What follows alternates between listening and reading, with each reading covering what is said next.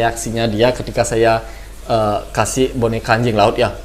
Tuh, kalian bisa lihat sendiri. Ini bonekanya. Halo semeton, welcome back to my YouTube channel. Channel ini membahas aktivitas sehari-hari, hobi, dan hiburan. Jangan lupa subscribe dan nyalakan lonceng notifikasinya.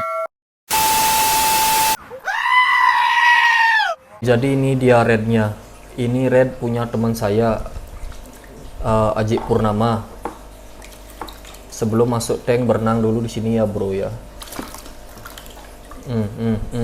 Ini bak saya mandi waktu kecil.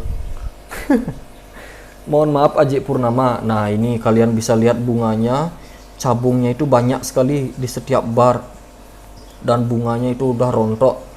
Tapi sayangnya ikan ini ikan gila, ini udah habis kali ekornya. Nah ini akan saya rawat selama 1 minggu. Nanti video ini saya ambil malam hari pada tanggal 5 apa ya sekarang, 5 Mei 2022. Nanti seminggu lagi akan saya update kembali dan saya akan upload video ini dan bagaimana perkembangan red yang gigit ekor ini, apakah nambah parah atau atau akan bisa sembuh. Kita akan lihat nanti. Ngamuk nih, ini kan mahal, jadi penanggulangannya harus gini nih, harus sedikit agak gila nih. Mohon maaf, serok aja dah. Loncat-loncat, masuk. Nah udah nih, tenang kau, tenang, jangan kau berontak, santai kuy.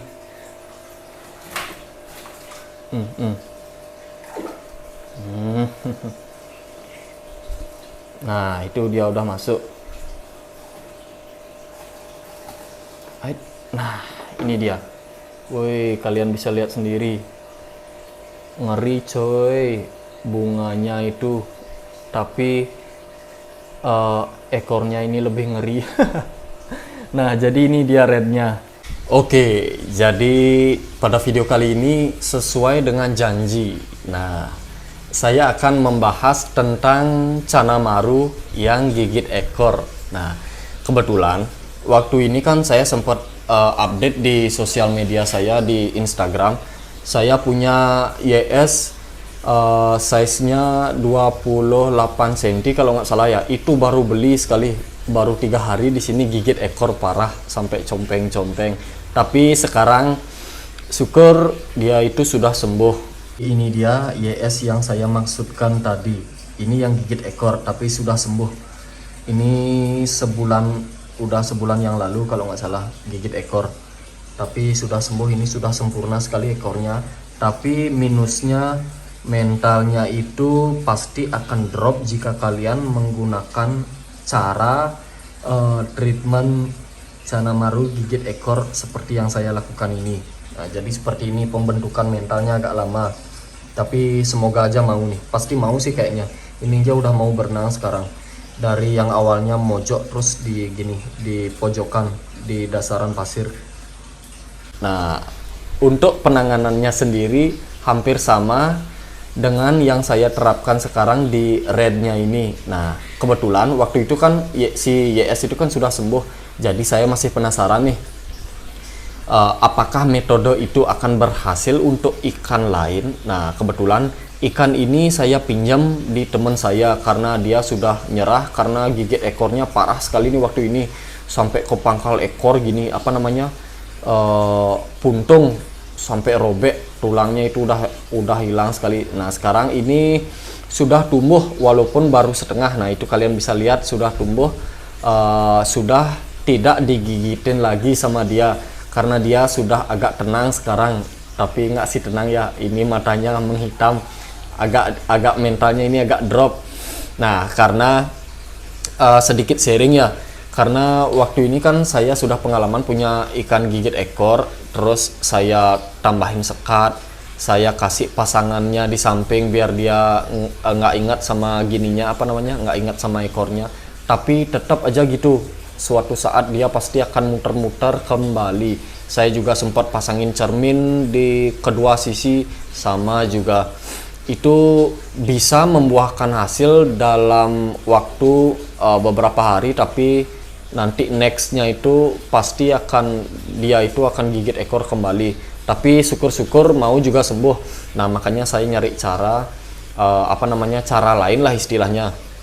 Kalau masuk ke materi ya, masuk ke topik. Kalau cara saya sendiri, saya buat ikan itu sesetres mungkin sampai dia mojok di bawah, tidak berani bergerak melihat manusia. Nah, bagaimana caranya?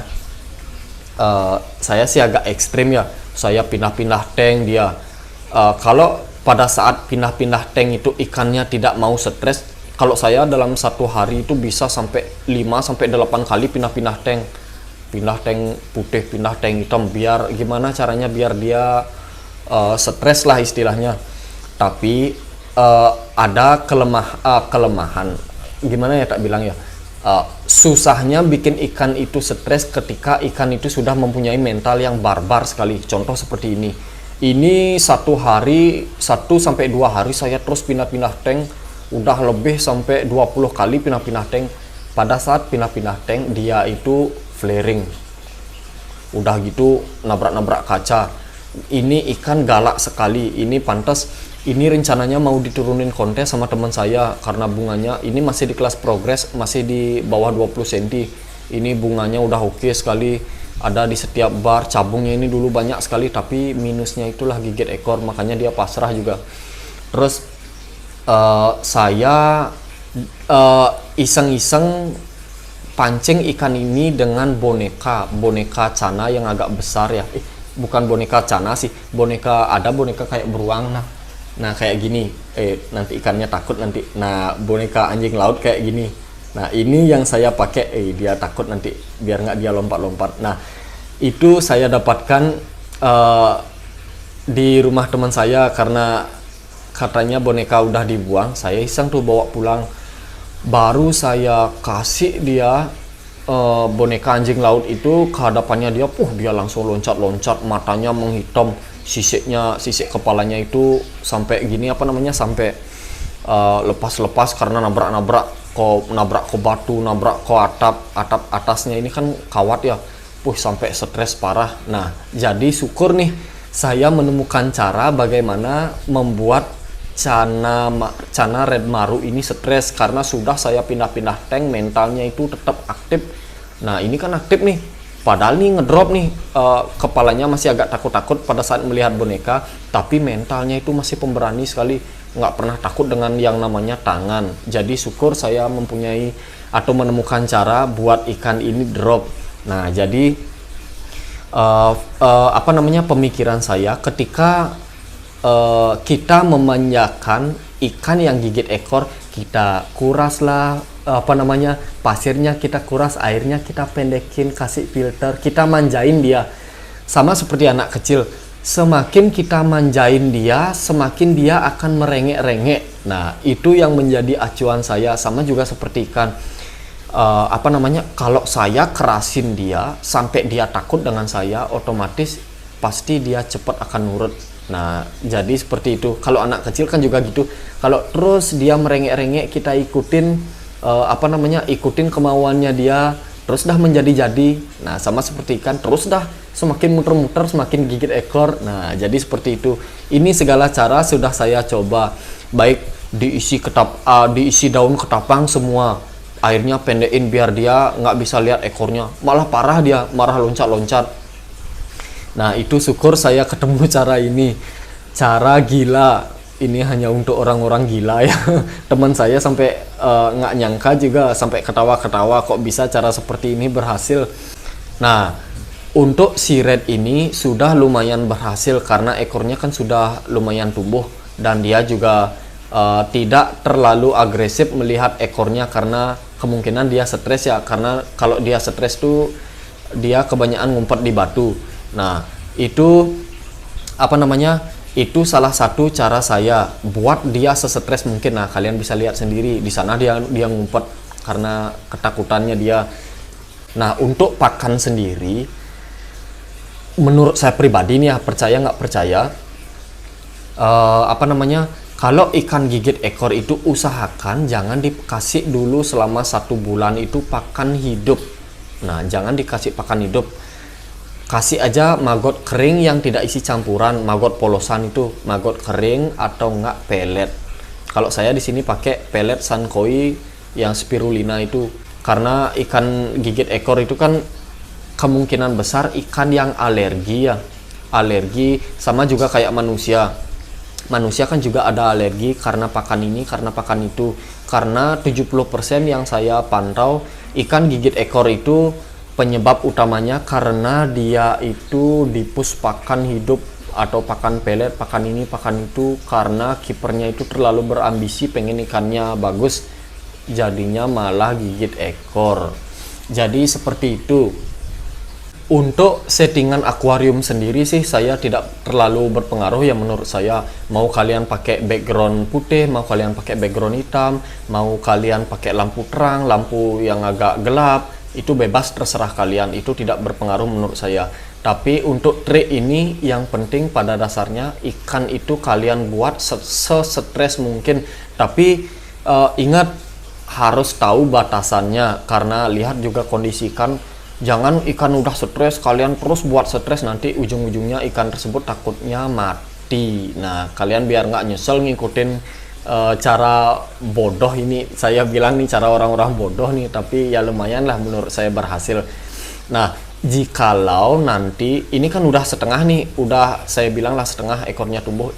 Jikalau nanti ikan ini gigit ekor kembali, akan saya berikan lagi boneka anjing laut yang tadi biar dia stres kembali. Gimana caranya biar dia itu benar-benar lupa sama ekornya, gimana pun caranya. Nah, sekarang saya akan tunjukkan gimana reaksinya dia ketika saya kasih boneka anjing laut ya. Tuh, kalian bisa lihat sendiri. Ini bonekanya, langsung dia ngumpet di sana. Nah, jadi ini dia boneka anjing laut yang ditakuti oleh Red Maru ini. Sekali saya liatin bonekanya ini, langsung dia sembunyi. Biasanya nabrak sampai pok sampai terus kayak gitu sampai saya takut. Tapi itulah yang saya cari, biar mental ikan ini drop. Gimana pun caranya biar mentalnya drop.